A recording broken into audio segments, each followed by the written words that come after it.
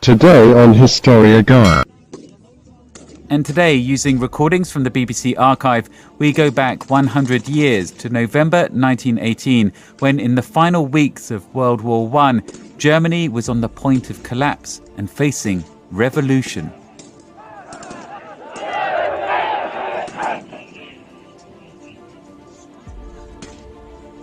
The whole life of the country was becoming grimmer. It was getting very difficult. The war was lasting too long, and Germany didn't have much chance of winning it because the conditions within the country were getting so very difficult. And there was a general feeling that the war as a whole ought to stop.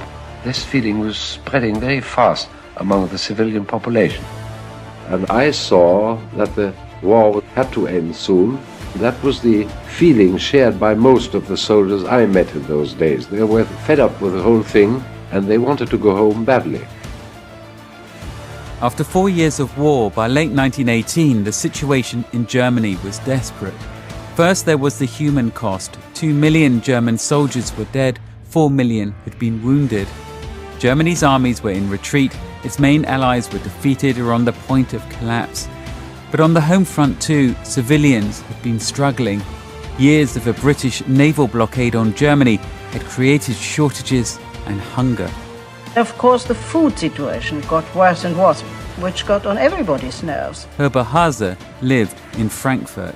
And diet consisted mainly of turnips one day and barley and prunes the next, and then it started again. And people got more and more undernourished. And my mother gave everything possible to the children.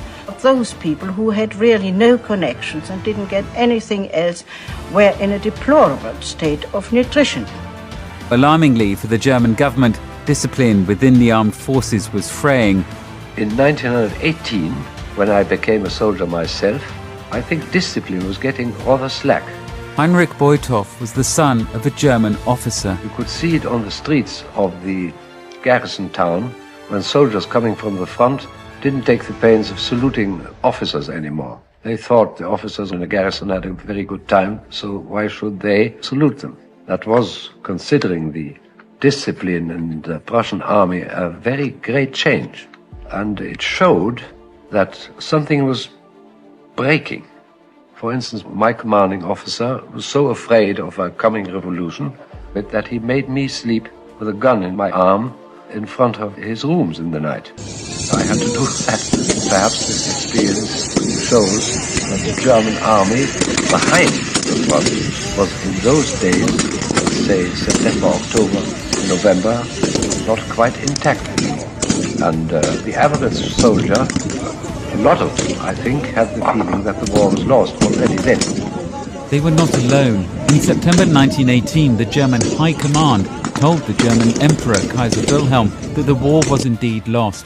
Germany began to make peace overtures, but the Allies wanted total capitulation. The German military's top brass had effectively ruled the country during the war, but now defeat was inevitable. They wanted to abdicate responsibility for the catastrophe. So in the final weeks of the war, there was constitutional reform, a move towards parliamentary democracy. For the first time, leaders of the left-wing Social Democrats, the country's largest political party, were invited into government.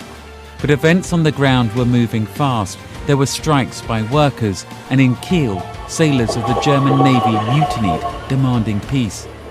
Naval officer Edgar Luchting was in the city. The first signs of what was coming appeared in Kiel. There was some shooting.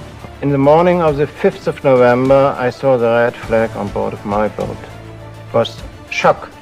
The general feeling was, of course, well, now it's definitely over. And that was a feeling of the Kiel population too. They were certainly mostly interested in coming to an end with this lost war, because then they could hope they would get food again.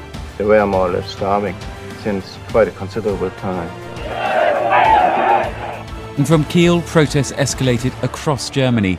Left-wing workers and soldiers' councils were set up in major cities. There were calls for peace and democratization, the creation of a socialist state. Some wanted to go further.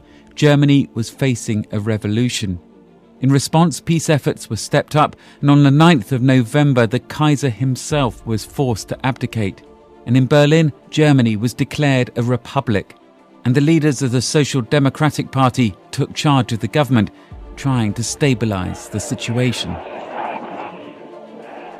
When I arrived in the Foreign Office on the morning of the 9th of November, there were certain groups in the streets, unrest everywhere, but we didn't know the real truth, that the Kaiser had left for Holland and that the German government had broken down.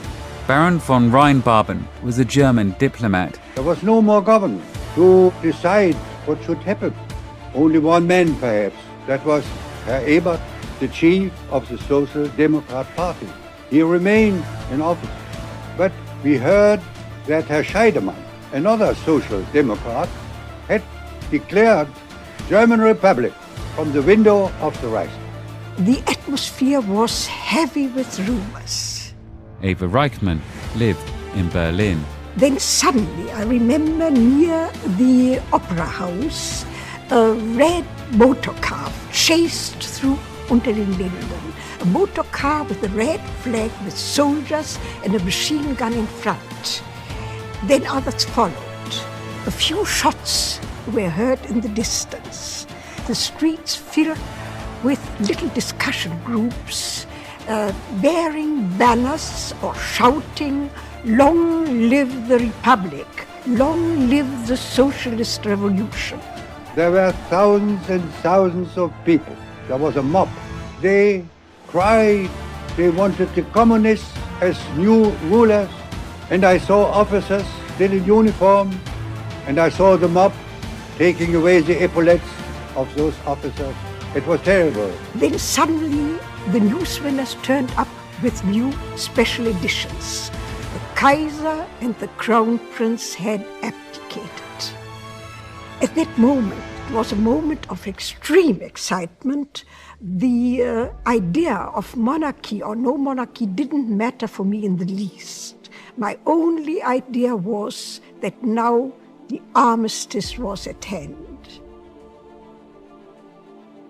And within days, the war would be over, though the political chaos in Germany would not. For peace, Germany would have to accept harsh terms, but its military and political leaders knew fighting on was not an option. The German army was defeated and exhausted. The public would not countenance more futile slaughter. And yet, for soldiers like Hartwig Pohlmann, the defeat was still very hard to take. We of course knew that the bitter end was near. Our armistice delegation had crossed the lines near La Capelle on November the 8th. 2 days later, HQ orders told us that the armistice will be concluded without delay. The Emperor, the Crown Prince, and all the federal princes had resigned. That same day, the new German Republican government of Ebert, Scheidemann and Haase asked our supreme headquarters to make sure that we, soldiers, should uphold discipline. Then we received on November the 11th the order. As from 12 noon, the guns are silent. The war is over. How we had imagined and longed for that very moment. But now Germany had capitulated. And in our state of despair, the retreat began.